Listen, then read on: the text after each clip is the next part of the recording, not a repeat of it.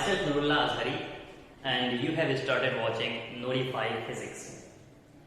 Before moving to the lecture, if you are new in this channel, make sure you have subscribed and don't forget to hit the bell icon so that you will never miss an update from this channel.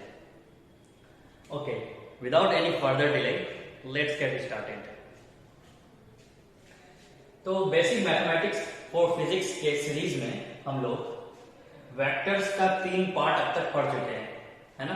पहले part में हम लोगों ने सीखा था vectors और scalars किसे कहते हैं, है ना। उसके बाद दूसरे पार्ट में हमने सीखा कि रिप्रेजेंटेशन कैसे करते हैं वेक्टर का, वेक्टर को रिप्रेजेंट कैसे किया जाता है, ठीक है। वेक्टर के तीसरे पार्ट में हमने सीखा types of vector. Types of vector के कुछ पार्ट्स को हमने सीखा था, है ना। 5 तक सीखे थे हम लोग। सबसे पहले सीखे थे हम लोग like vectors, unlike vectors, equal vectors, negative of vector and zero vectors. उसके बाद आज के लेक्चर में हम लोग बात करेंगे वहां से आगे कोलिनियर वेक्टर्स या फिर जिसको पैरेलल वेक्टर्स भी बोलते हैं हम लोग। कोलिनियर वेक्टर्स क्या होता है?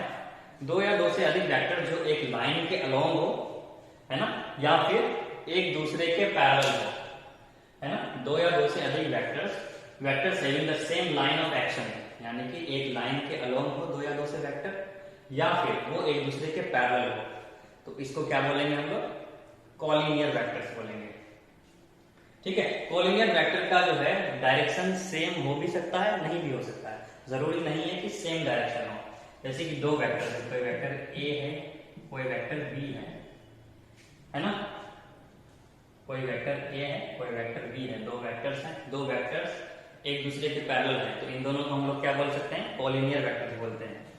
कोई वेक्टर ए बड़ा सा वेक्टर है, उस पे कोई वेक्टर बी उसी लाइन ऑफ एक्शन पे, उसी लाइन पे लाई कर रहा है, तो ये दोनों वेक्टर भी क्या हो जाएगा? कोलिनियर वेक्टर्स हो जाएगा, है ना। कोई वेक्टर ए इस तरह से है, कोई वेक्टर बी अपोजिट डायरेक्शन में है, तो भी ये दोनों वेक्टर क्या होंगे? कोलिनियर वेक्टर होंगे। क्यों कोलिनियर होंगे? क्योंकि ये एक दूसरे के पैरेलल है कि नहीं। तो कोलिनियर वेक्टर में क्या हो रहा है? एक दूसरे के पैरेलल हो या फिर सेम लाइन ऑफ एक्शन हो। तो इसमें क्या हो सकता है कि वेक्टर ए या तो वेक्टर बी के बराबर हो सकता है, या फिर छोटा या बड़ा हो सकता है, यानी कि ये आधा भी हो सकता है, ये दुगुना भी हो सकता है ना, ये 2.5 गुना भी हो सकता है कि नहीं। तो ये कोई कांस्टेंट टर्म का मल्टीप्लिकेशन हो सकता है कोलिनियर वेक्टर में, वेक्टर ए और वेक्टर बी के। तो हम लोग इस कांस्टेंट टर्म को के मान लेते हैं। क्या मान लेते हैं? के मान लेते हैं कि वेक्टर ए जो है के टाइम्स वेक्टर बी होगा, ठीक है। अब ये के जो है पॉजिटिव भी हो सकता है, नेगेटिव भी हो सकता है। पॉजिटिव कब हो सकता है? जब सेम सेंस ऑफ डायरेक्शन हो, और नेगेटिव कब होगा? जब अपोजिट सेंस ऑफ डायरेक्शन हो। तो क्या के क्या हो सकता है? पॉजिटिव एंड नेगेटिव बोथ, ठीक है। चलिए इसको आप लोग नोट डाउन कर लेंगे वीडियो को पॉज करके। इसके बाद हम लोग बात करेंगे कोप्लेनर वेक्टर्स के बारे में। कोप्लेनर वेक्टर्स किसको बोलते हैं? 2 और मोर vectors lie in the same plane और parallel to the same plane। 2 या 2 से अधिक वेक्टर जो है किसी एक प्लेन में लाई करे तो उसको क्या बोलेंगे हम लोग? कोप्लेनर वेक्टर बोलेंगे। या फिर किसी एक ऐसे प्लेन के पैरेलल लाई करे, है ना, उसी प्लेन के पैरेलल। मान लीजिए कोई एक प्लेन है, मान लीजिए हाथ का प्लेन है, ठीक है। ये हाथ क्या है? लंबाई चौड़ाई जिसमें वो प्लेन कहलाएगा। अब 2-3 वेक्टर इसी प्लेन के पैरेलल है, तो ये भी क्या हो गया? इस प्लेन के लिए कोप्लेनर वेक्टर हो गया, है ना। तो यहाँ पे पहले से ही लिखा हुआ है, इसको आप लोग नोट डाउन कर लेंगे। Vectors are said to be coplanar if they lie in the same plane और parallel to the same plane, है ना। 2 या 2 से अधिक वेक्टर सेम प्लेन पे लाई करेंगे या फिर उसी प्लेन के पैरेलल लाई करेंगे तो क्या बोलेंगे हम लोग? कोप्लेनर बोलेंगे।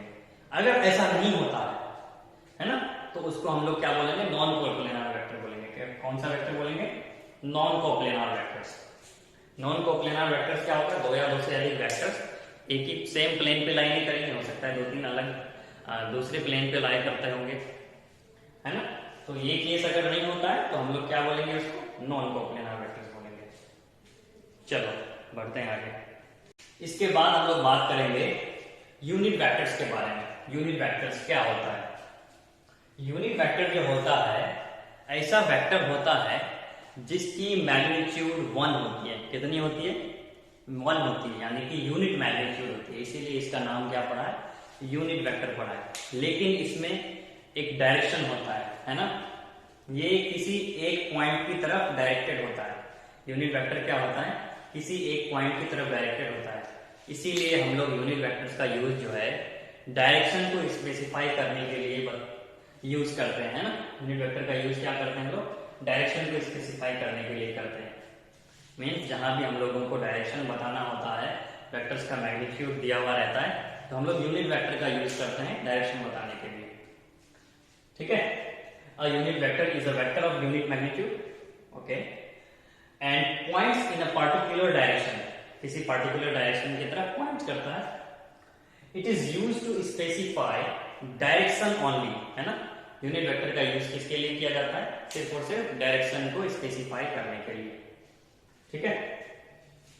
ये जो रिप्रेजेंट होता है यूनिट वेक्टर, इसको रिप्रेजेंट किया जाता है वेक्टर के सिंबल के ऊपर कैप लगा के।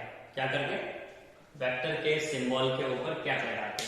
जैसे कि यहाँ पे कोई वेक्टर है, मान लिया एक्सेलरेशन वेक्टर है। एक्सेलरेशन का यूनिट वेक्टर का को रिप्रेजेंट करना है, हम लोग क्या करेंगे? ए के ऊपर कैप लगा देंगे। वेलोसिटी वेक्टर है, वेलोसिटी का यूनिट वेक्टर रिप्रेजेंट करना है, क्या करेंगे हम लोग? वेलोसिटी के सिंबल के ऊपर कैप लगा देंगे। मीन्स यूनिट वेक्टर का रिप्रेजेंटेशन कैसे होता है?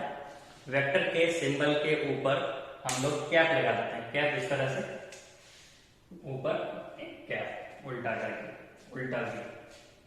ठीक है? यूनिट वेक्टर जो निकालते हैं हम लोग, वो निकालते हैं vector divided by its magnitude. जो वेक्टर का यूनिट वेक्टर निकालना है, उसको अगर उसके मैग्नीट्यूड से डिवाइड कर दें तो क्या बच जाएगा? वहां पे यूनिट वेक्टर बच जाएगा, क्योंकि यूनिट वेक्टर सिर्फ और सिर्फ डायरेक्शन बताता है। तो अगर यहाँ वेक्टर से हम लोग मैग्नीट्यूड हटा दें, मैग्नीट्यूड से डिवाइड करने का क्या मतलब? मैग्नीट्यूड कट जाएगा, बचेगा क्या? सिर्फ और सिर्फ डायरेक्शन। और सिर्फ डायरेक्शन कौन बताता है? यूनिट वेक्टर बताता है कि नहीं? तो यहाँ पे फोर्स का एग्जांपल लिया है, तो फोर्स के सिंबल के ऊपर कैप लगाया है, मतलब हम लोग फोर्स के यूनिट वेक्टर को दिखा रहे हैं, रिप्रेजेंट कर रहे हैं। ये वेक्टर है, फोर्स वेक्टर है, क्योंकि एक एरो लगा हुआ है। किसी भी फिजिकल क्वांटिटी के सिंबल के ऊपर एरो लगा हुआ रहने से हम लोग क्या समझेंगे? कि वो वेक्टर को रिप्रेजेंट कर रहा है ना? उसके बाद वेक्टर के सिंबल में अगर हम लोग मोड लगा दें तो ये क्या बताती है? मैग्नीट्यूड को बताती है। हम लोग पहले भी जान चुके हैं, वेक्टर के सिंबल के ऊपर मोड लगा दें तो किसको बताती है? मैग्नीट्यूड को बताती है, मतलब एब्सोल्यूट वैल्यू को बताती है। किसी भी वेक्टर के एब्सोल्यूट वैल्यू को। एब्सोल्यूट वैल्यू क्या होगा उसका? मैग्नीट्यूड ही होगा, है ना? तो अगर आप लोगों को वेक्टर फाइंड करना है तो क्या करेंगे हम लोग? वेक्टर के मैग्नीट्यूड को यूनिट वेक्टर से मल्टीप्लाई कर देंगे। मींस मैग्नीट्यूड का मतलब मैग्नीट्यूड और यूनिट वेक्टर का मतलब डायरेक्शन। तो मैग्नीट्यूड के साथ साथ डायरेक्शन हुआ तो वेक्टर बन गया। क्लियर? आ गई समझ? चलो आगे बढ़ते हैं। इसके बाद हम लोग बात करेंगे अगले वेक्टर के बारे में, जिसका नाम है पोजीशन वेक्टर, है ना? पोजीशन वेक्टर किसे कहते हैं?